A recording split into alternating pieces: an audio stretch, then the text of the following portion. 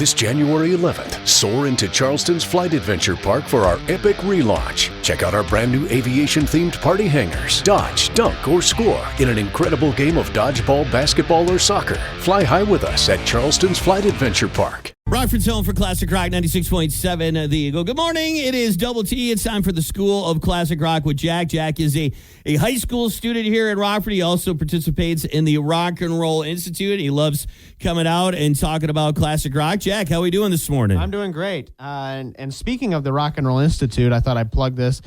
Next week from December 26th to December 30th, we are having a winter camp for the Rock and Roll Institute, and the concert is going to be on the 30th. That's Monday night, I believe, at 6 o'clock. Okay, so if you want to cool. come out and see that, it's at the District Bar and Grill. To come and check it out. Very, very cool. All right, well, it's getting close to the holidays, so I'm thinking today's subject has something to do with Christmas music, doesn't it? Oh, of course, Double T, of course. What are we going to talk about today? So we were talking, and we thought that we should, because we already a while back did the best classic rock Christmas songs. Oh yeah, definitely. All time.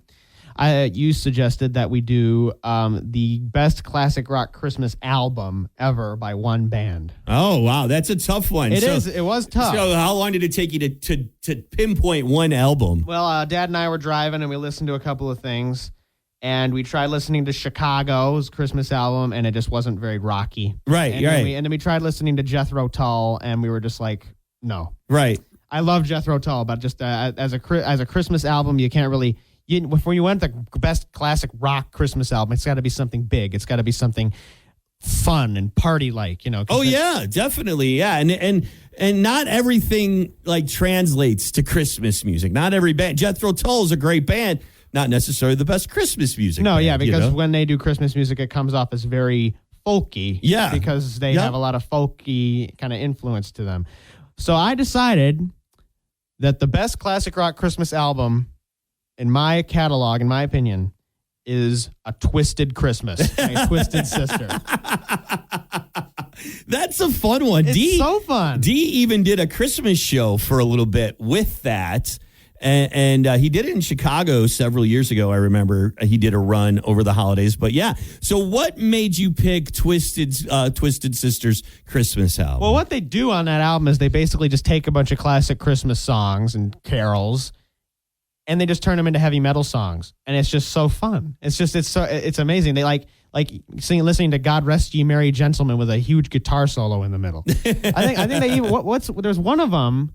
It's like an old carol. I forgot which one it was, or maybe it's We're Not Gonna Take It. Yeah. Well, it's like they took an old Christmas carol and they made it sound like We're Not Gonna Take It. Yeah, exactly. Do you remember which one it was? I want to say "Come All You Faithful," but I'm not positive. Yeah, that might be it. Yeah, because that song has a similar melody as "We're Not Gonna Take It," sort of. So I think that's the one. Yeah, so they ripped that part off for "We're Not Gonna Take It." Yeah, so borrowed it. I'm sorry. Yeah, parodying themselves. It's hilarious. Oh, yeah, or borrowed it. Yeah, and then they ended up kind of pulling that off and doing a "We're Not Gonna Take It" version of "Oh Come All You Faithful," which is really great.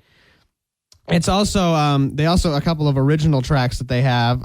They have heavy metal Christmas, which is the 12 days of Christmas, but a bunch of heavy metal things. So instead of 5 golden rings, it's 5 skull earrings. What is it? Four cans of hairspray, 3 leather pants, and a tattoo of Ozzy or something like that. It all works. Yeah, right? It all works. It's hilarious. It's funny. It's just so clever. And then Dee Snider, that album came out in 2006, and he sounds just as good as he did in 1984. Yeah. It doesn't sound like he's aged at all. You know? Do you have a favorite song off the album?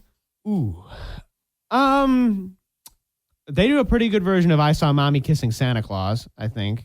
I'd have to listen to it again. Right.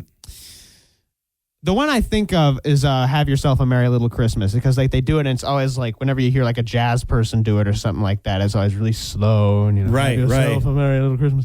But then they do it like really fast and like really driving, like pounding drums and guitars and everything like that, and it sounds just like.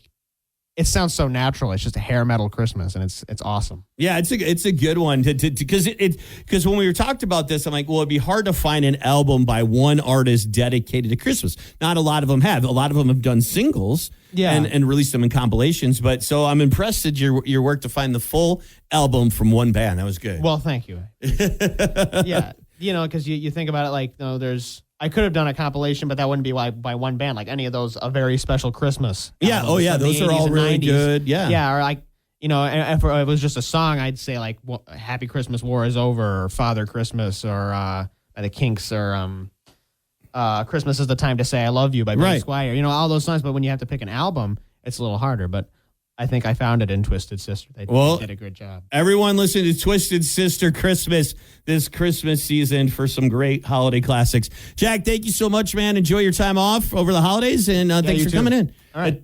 It's Rockford's home for Classic Rock 96.7 The Eagle.